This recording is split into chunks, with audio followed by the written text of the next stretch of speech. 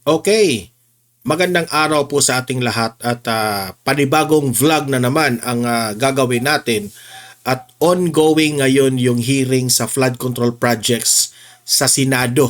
Okay? At itong ipapakita ko sa inyo na video ay isa ito sa mga highlights nung early of the hearing. Okay? Nasabi dito na si Sara Diskaya defends billion wealth. We have been in business for 23 years. Yan po ang sinabi ni Sara Diskaya, itong very popular na contractor ngayon na ngayon ay nasa Senado naghihiring ngayon. Ipapakita ko sa inyo kung paano niya dinefend ang kanilang business, ang kanilang kumpanya. No? Ipapakita natin dahil siya po ay tinanong ni Senator Soto dito. At ito, pangalawa nating pag-usapan ay still itong hearing no? Si Erwin Tulfo naman ay gusto niyang isupina itong mga nagmamay-ari na mga contractors na tag as anomalous flood control projects, no? So tingnan natin kasi umiinit yung tension doon sa Senado. Ipapakita ko lahat ito at magre-react tayo dito. Okay? Pero bago ang lahat guys, bago natin ito pag-uusapan, help me po muna na i-like at saka i-share itong video na ito para guys kakalat ito sa taong bayan. Okay? O, sabay-sabay muna tayong mag-like and share sa Donmar TV. Itong video na ito, like and share. 1, 2, 3, go! Okay, naka-like and share na ba lahat? And also guys, sa mga bago pa lang dito sa aking channel, mag-subscribe na po kayo para lagi kayong updated sa ating mga balita. And at the same time, yung mga cellphone ninyo, ma-notify yan kung meron tayong breaking news, bagong uploads, o kung nagla-live ang ating channel. Ma-notify kayo lahat dyan. Kaya mahalaga po na mag-subscribe tayo sa Donmar TV. 1, 2, 3, go! Ayan, nakasubscribe na ba lahat? Okay, so without further ado, let's go directly sa hearing. Okay, ngayon po ito nangyari magre-react tayo dito kasi nandito na po si Sara Diskaya, ang pinakapopular na contractor ngayon, no? Na nalilink po dito sa mga flood control projects na ito. Ito, pasok. Ito isa sa mga nakikita nating nagiging problema natin dito, Your Honor, Mr. President. Now, all of this, ang pagkakaalam nga namin, ang may-ari nito ay sila Mrs. Diskaya. Ano? And yeah. Mrs. Diskaya is here. So, pwede po bang, Mrs. Diskaya, pwede po bang ibalita nyo sa amin, ikwento nyo sa amin yung mga napanood namin sa inyo sa television na sinasabi ninyo. Kailan po kayo unang nagkaroon ay kumita ng bilyon? Ikaw sa Sara Diskaya kayo mga Diskaya, sana hindi na nagpa-interview kayo. Di ba? Yun ang ginamit Pati ang Senado, yun ang video na nag-trending kayo, yun ang ginamit na. Kasi mahirap kasi yung magmamayabang tayo, no? Sa ating mga kayamanan. Ayan, no? Construction industry, anong taon po yun? Good morning po. Billion po. Opo. Kwento nung narinig po namin sa television, sinasabi nyo sa interview nyo dahil tinanong kayo kung anong naging gateway para gumanda ang buhay nyo. Sabi nyo kayo hindi naman nakakaangat nung araw. At tapos sabi ninyo ay noong DPWH na kami. Yun po yung sagot ninyo So, at tinanong kung magkano. At sabi, nabanggit pa nga niya sa video, no? Na sa private, hindi gaano kumita sila sa private. Sa DPWH talaga, doon sila kumita. Sana ma-explain niya yun, di ba? Inyo bilyon. Kailan po itong unang bilyon na kumita kayo sa DPWH? For the knowledge of everyone, so St. Gerard, Alpha and Omega, we have been in the construction business for 23 years. So I would presume na in the 23 years, pwede naman siguro kami po kumita. Yung billion, when I said DPWH, because prior to that, we were in local government. So ang hirap makasingil sa local government. They spliced the video that was taken of me and just mentioned the DPWH. So, contractor na po kami for 23 years. So you're saying that the television station and the persons interviewing you edited your answers? I think so, sir, kasi I did mention that I was doing local government as well as private po. Yeah, if I may, with the Yes, permission of, with the permission of the chairman, Senator President Pro Tem. Ma'am Sara, ano ba naging trabaho niyo bago kayo pumasok sa mga kontrata sa gobyerno?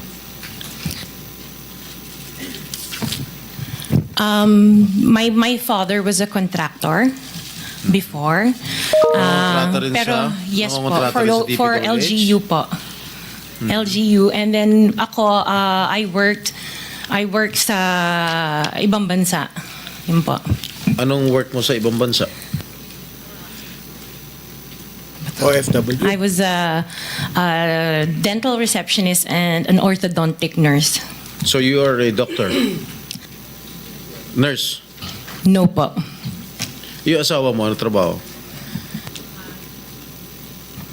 He works sa isang development corporation, and him and his brother were parang private contractors sa subdivision namin. Paano kayo, how were you enticed to join the mga kontrata sa DPWH?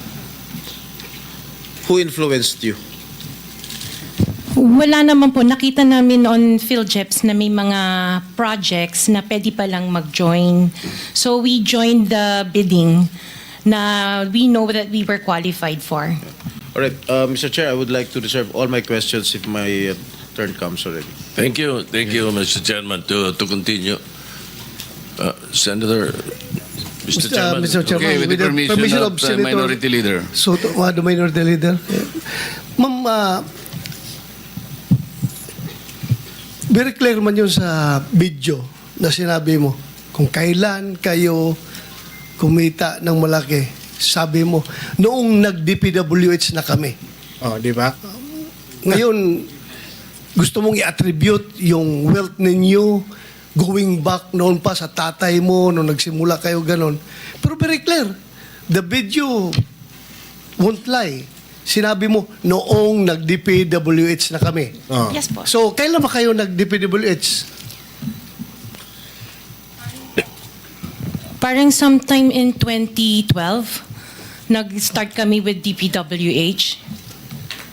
Can you be definite with your answer? Parang 2012? Oh, please, because you're under oath, please. Yes po. Make sure of your answers. Sometime in 2012, we started with DPWH.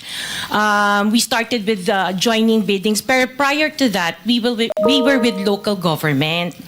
Yung mga flood control projects, kailan kayo nag-engage ng flood control projects sa DPWH?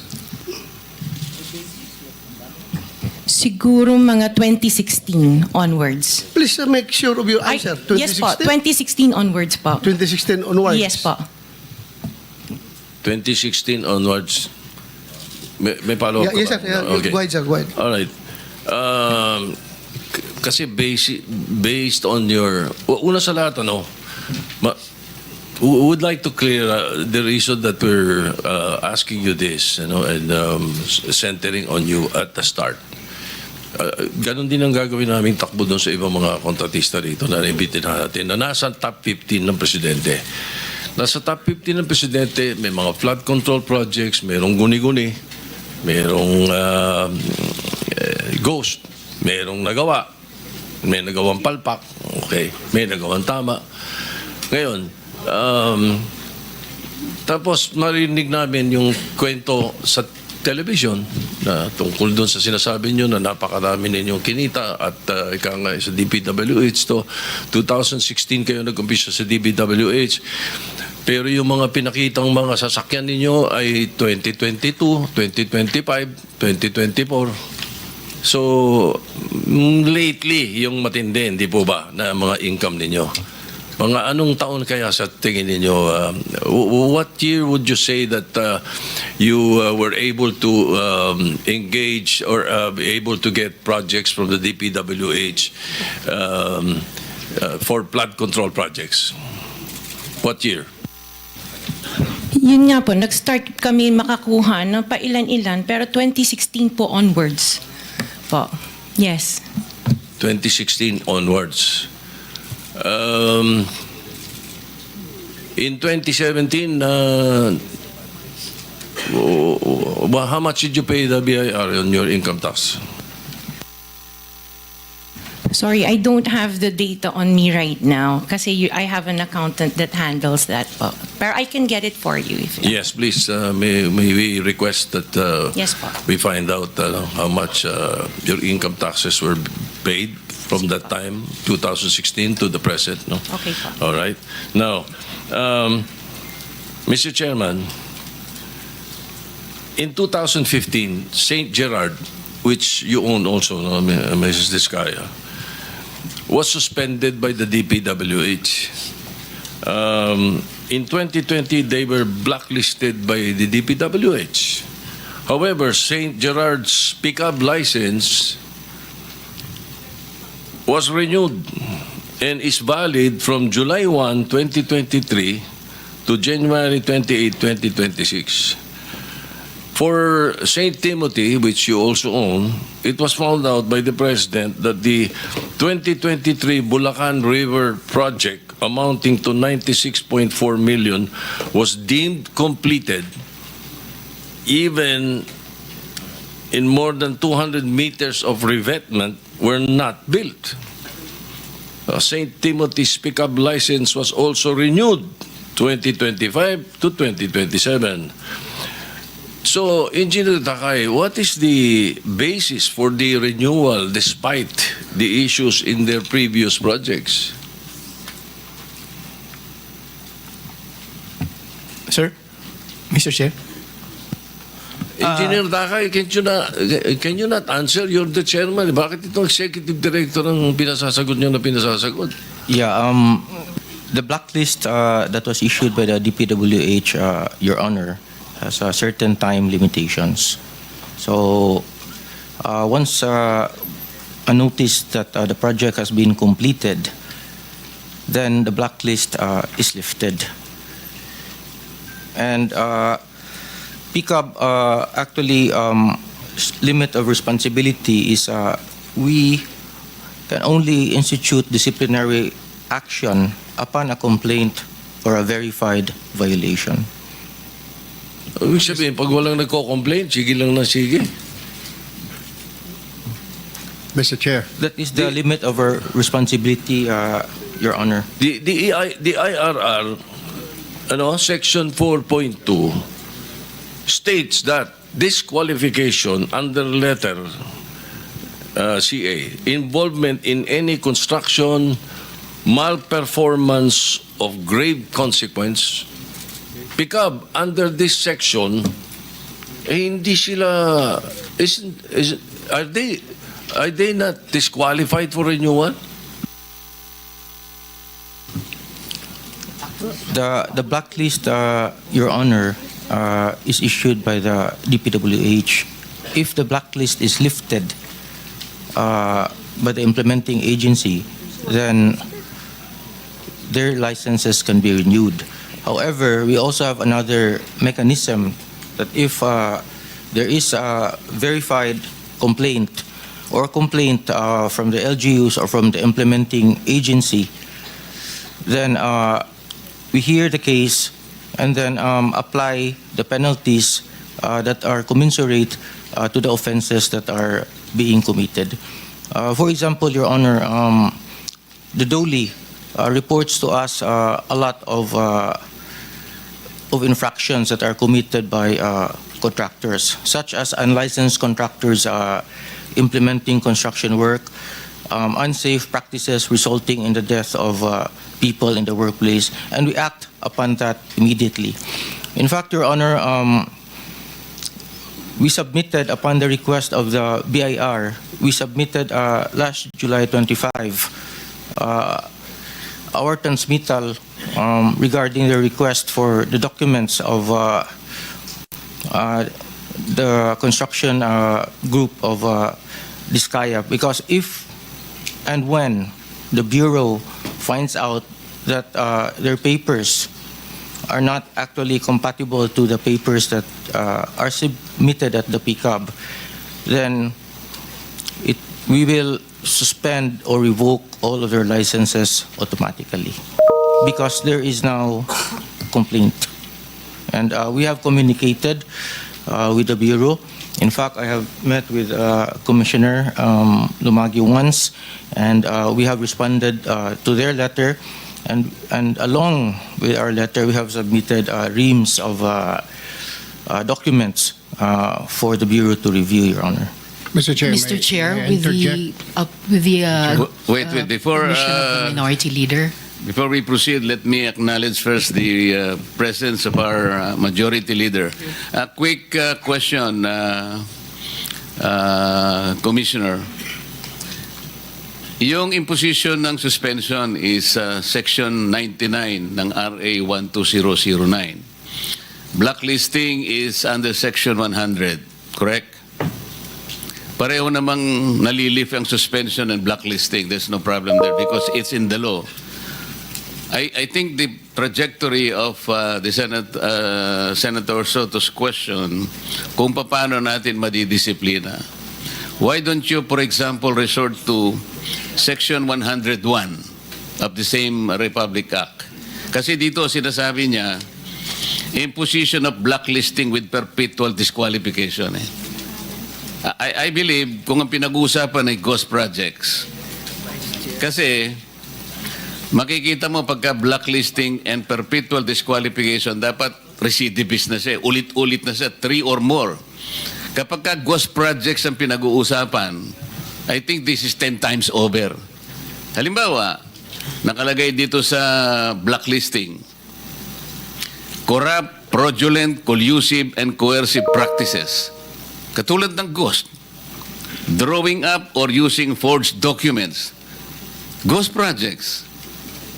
Hindi po pwedeng mag-apply yung Section 101, but there is a perpetual disqualification of this. You have to look into this. Yun siguro ang gusto mong puntuan Yes, ng Senator, di ba? Yes, sir.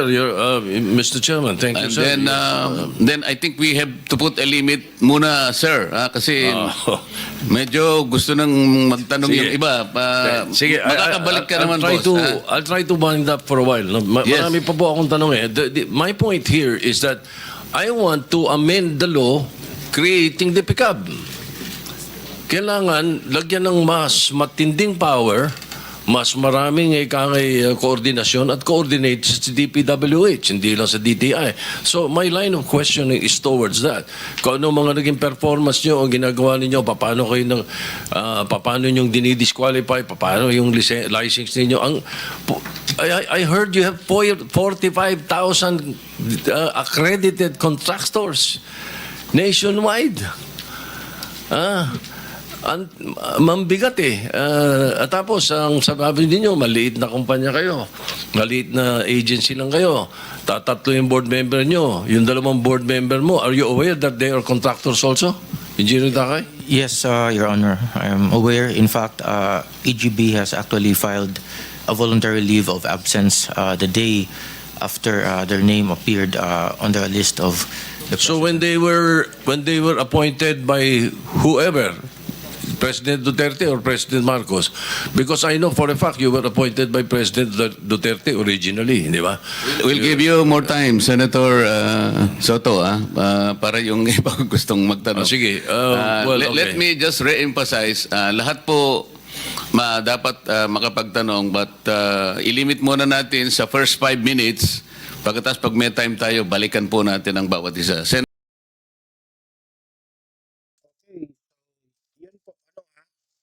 yung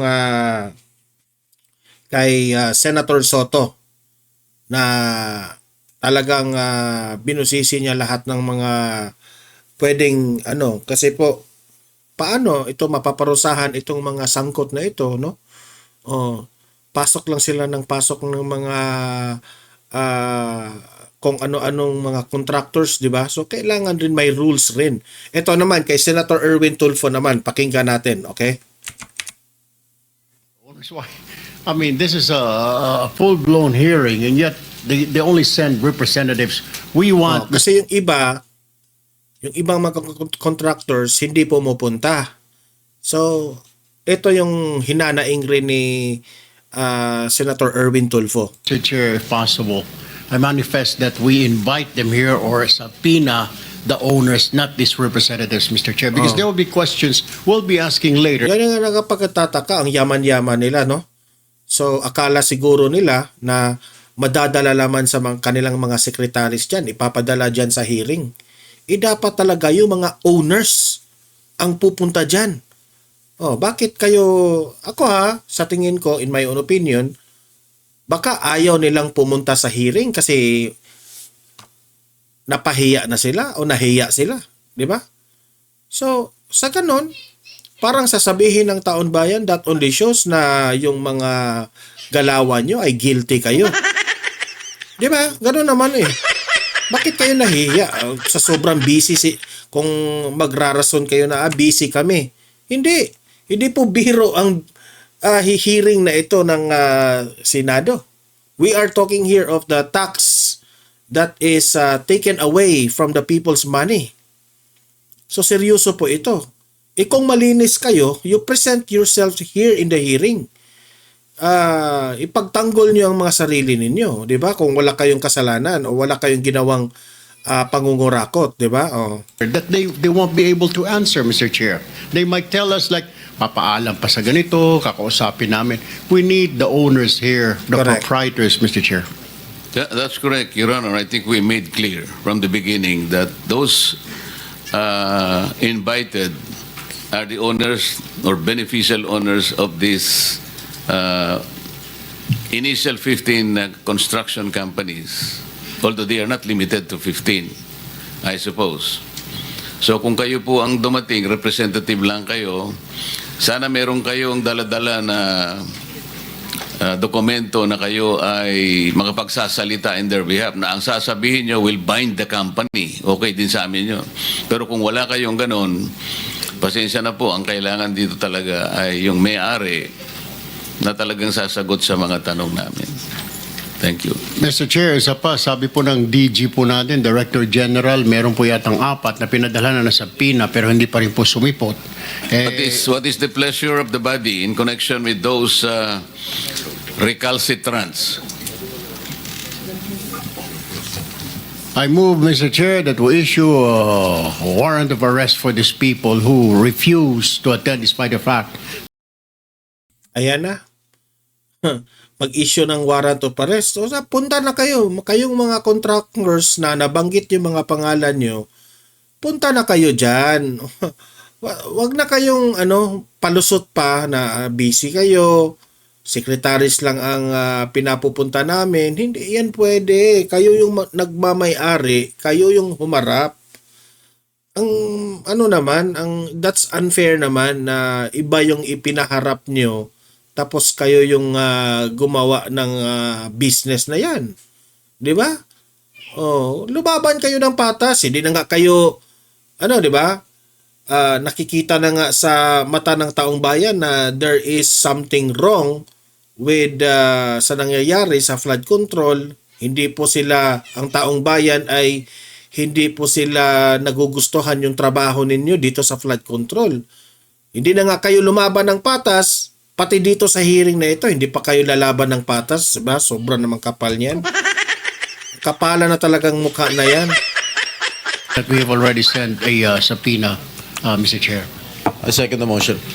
There's a motion to issue warrant of arrest to those invited resource persons.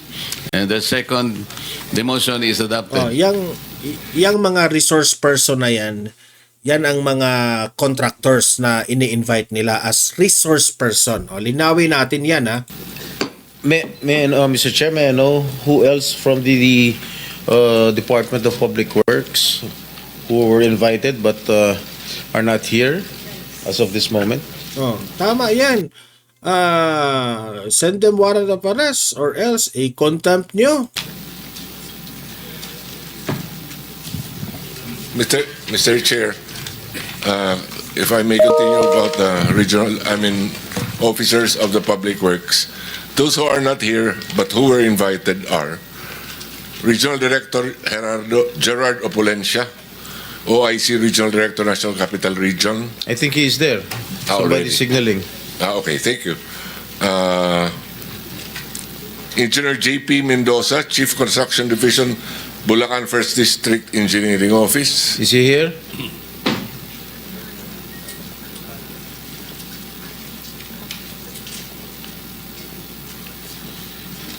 Maybe those who are here present, maybe they can sit down in front of us, I mean, in the gallery.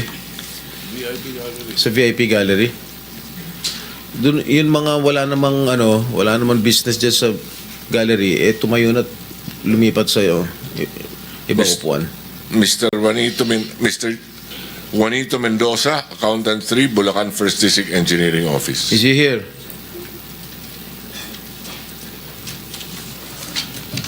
Where is Mr. Juanito? Ano apelyido? Juanito Mendoza and GP Mendoza, Your Honor. Is Mr. Juanito Mendoza present?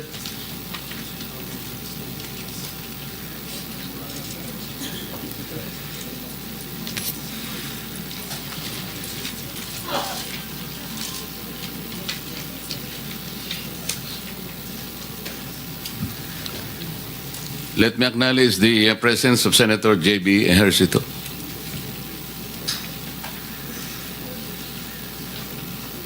Who else, Mr. Secretary? That is all, Mr. Chair. Number 18, Bryce Hernandez is here, Your Honor. Engineer Bryce Erickson Hernandez. Where is he? Wala. He's not yet here. I'm Where sorry. is Mr. Hernandez? He is former Assistant District Engineer, Bulacan First District Engineering Office.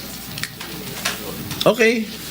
If he's not here until 10 o'clock, we issue warrant of arrest. To observe proper procedures, we have to complement the original motion to hold these persons invited but did not care to present themselves today. They should be all cited in contempt. Yeah. Preparatory to the issue. Ayan yung napala nyo. Makukontempt kayo. Hindi kayo sumipot eh. Di ba? Yan ang sinasabi ko sa inyo. May pananagutan kayo sa batas natin. Hindi kayo sisipot. Issuance of a warrant of arrest for purposes of procedures. Thank you, Mr. Chair, for correcting me on that. May we know, Mr. Chair, who are these people who were invited yet failed to show up again despite the subpoena issued by the Office of the Senate President, Mr. Chair? Can we ask the Secretary?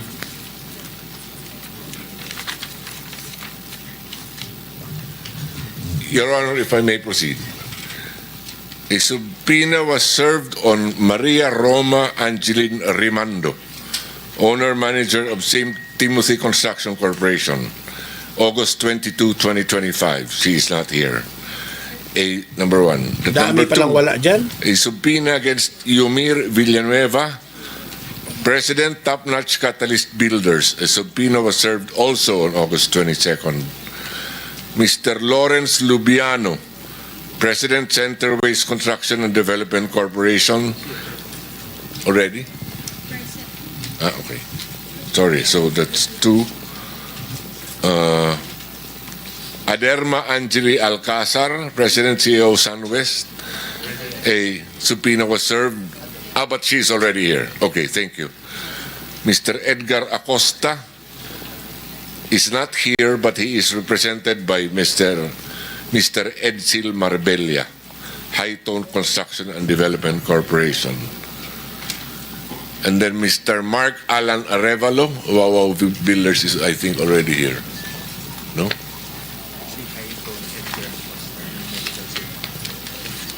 Mr. Chair.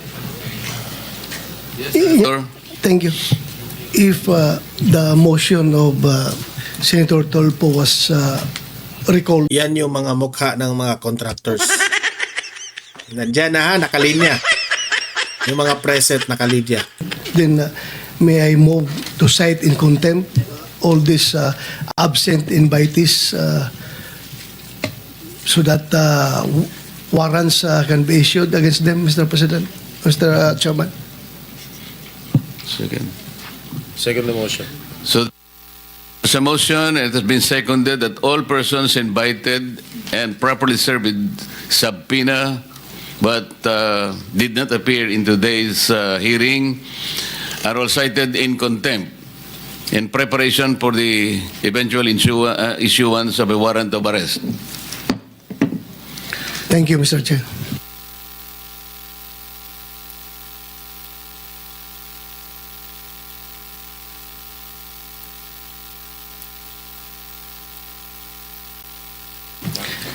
Ulitin lang po namin dun sa mga in-invite natin na mga contractors belonging to the initial 15. Yung iba nga po ngayon, hanggang ngayon ay nagmamatigas pa na ayaw pumunta rito.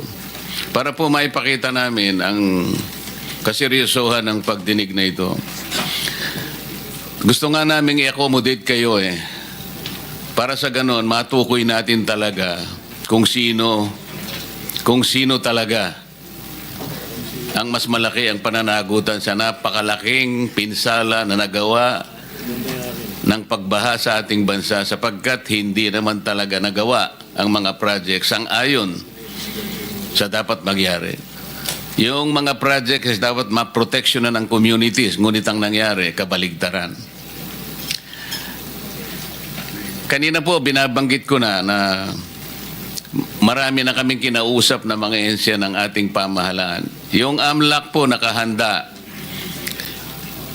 sangayon sa due process na hinihingi na ngayon ay kanilang pinatutupad na, kayo po'y kanilang tinutugay-gayan na mapipris po ang inyong mga assets. Na, Nag-call na rin po kami ng outlook sa... tingnan nyo ha, mapiprease yung assets ninyo. Kasi hindi sigurado ang gobyerno kung lahat ng yan ay sa inyo talaga. Hindi natin alam na baka pera ng tax na yung taong bayan. Di ba? Patay tayo dyan. Immigration. Sa mga kapatid, lahat po ng maahensang dapat nakausapin nandyan na.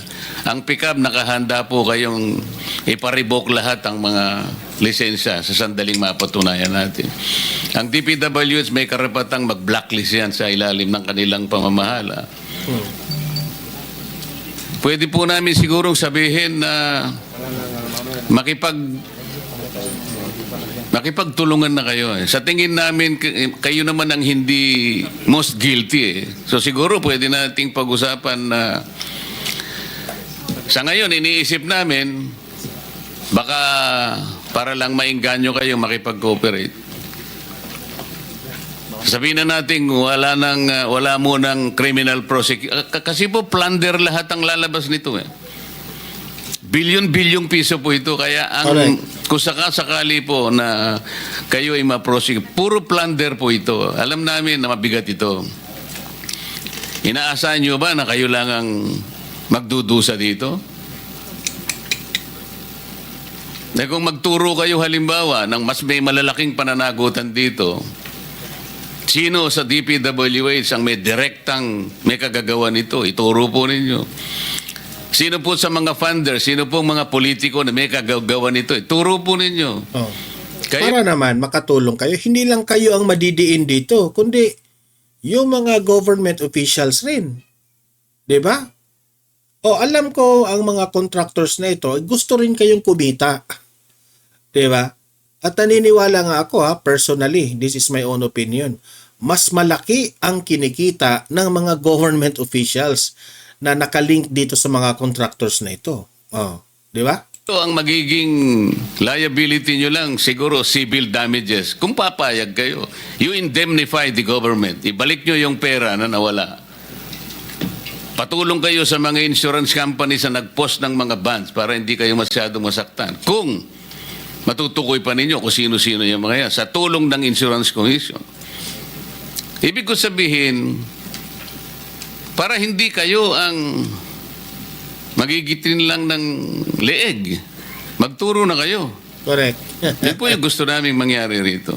Bagamat meron pong nagbigay na ng mga feelers, ngunit hindi namin alam kung paano namin kayo matutulungan hanggat hindi po kayo magsasabi talaga. Meron po talagang sumulat sa amin na nagsasabi na gusto na nilang magtapat, ngunit ang sabi nila, nanganganib po ang buhay namin at buhay ng aming pamilya. So kayo po ang magdesisyon diyan. So let's proceed. Sino po ang gustong makapagtanong?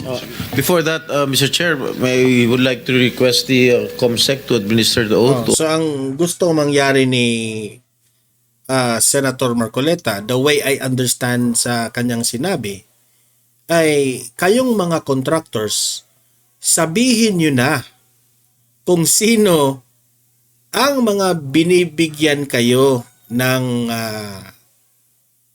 sino yung, kasi pwede rin vice versa eh. Ang contractors, binibigay niya ang pera sa mga government official o ang government official nagbibigay sa contractors. Kung sino man ang may hawak sa budget. Kasi meron kasing ganyan eh. Ipapalabas na nasa contractor na lahat yung budget. So ngayon, tingnan natin yung government official, parang malinis itong government official ito kasi lahat ng pera binigay na talaga sa contractors at ang contractors na ang bahala sa budget na yon, no? Kung magkano yung binigay lahat ng contractors, yun na yung budget niya. Ang contractors na ang gumawa ng paraan kung saan siya kukuha ng mga materyales, kung sino ang kukunin niyang mga trabahante niya, yung mga equipments niya. Siyempre, yung contractors na ang bahala magbabudgeting. Tapos, si contractor ngayon, pwede niyang bigyan ang kongresista ng malaking pera para sa susunod ng proyekto ng example lang yung kongresista, pwede rin governor o kung sino man. Pero most likely kongresista eh. Si kongresista ngayon, kung maganda yung bigay ng contractors, hindi syempre, sasabihin ngayon ni congressman, yung susunod kong project, ikaw pa rin ang kukunin ko kasi maganda yung bigayan mo sa akin eh. Pwedeng ganun, di ba? Pwedeng ganun lang mangyari. Yung mga sa nangyari na ang congressman naging contractor rin, mas advantage yun sa kanya. Pero si congressman, gumamit lang siya ng lisensya ng kaibigan niya. Like for example, kung meron siyang let us say kamag-anak niya na may lisensya bilang isang kontraktor. At siya rin as a congressman, meron rin siyang business na construction company. So, gagamitin niya ngayon kasi siguro sa batas bawal yan, no? Na congressman ka. Tapos sa sarili mong construction company mo ipapagawa itong proyekto ng gobyerno, bawal siguro yan. So, kailangan gamitin mo yung lisensya ng iba. Pero ang nagmaneho ng mga trabaho doon ng construction materials, equipments, mga tauhan, kay congressman talaga. So, ito ang nangyari, si congressman magbibigay na lang siya ng bayad sa ginamit niyang lisensya sa kamag-anak niya o kung hindi man kamag-anak mismo kaibigan lang. 'Di ba? So ngayon ang gustong mangyari ni Senator Marcoleta is kayong mga contractors ngayon sabihin niyo na ang totoo. Kasi kung sasabihin niyo ang totoo, pwede kayong hindi makulong. Pero kunin yung mga pera isauli nyo sa gobyerno ang pera na nakuha ninyo, di ba? Kasi alam naman natin, nagdenegosyo lang itong mga contractors na ito. At sasabihin nyo, sino ang involved dito na mga government officials? Sabi rin ng ilang mga contractors na nanganganib ang kanilang buhay. Kaya hindi nila sasabihin, takot rin sila. Paano ngayon yan? Patuloy. Kasi matatapos na ito eh. All resource persons present here today. May I proceed, Mr. Chair? To all those who are here for the first time, kindly stand and raise your right hand. Stand, please.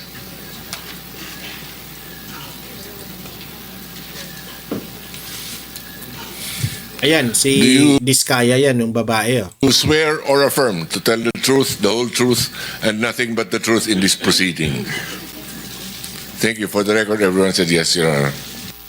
So, guys, meron pang part 2 nitong video na ito ha, kasi highlights lang ang kinukuha natin dito. Okay, so tingnan natin yung mamaya sa next video natin, yung question and answer ni na Marcoleta talaga at itong si Miss Diskaya at pati itong si Senator Bato. Mainit din yung sagutan. So, dito sa video na ito, ano masasabi nyo? Mag-comment, mag-react, usap-usap tayo sa comment section na ilatag nyo ang mga argumento nyo at re-replyan natin yan, okay? And also guys, paki-like at saka paki-share itong video na ito ha, para marami po ang makaalam at makanood sa nangyayari ngayon sa Senate hearing. Di ba? Marami, makatulong tayo na ito na po yun ang ginagawa ng gobyerno.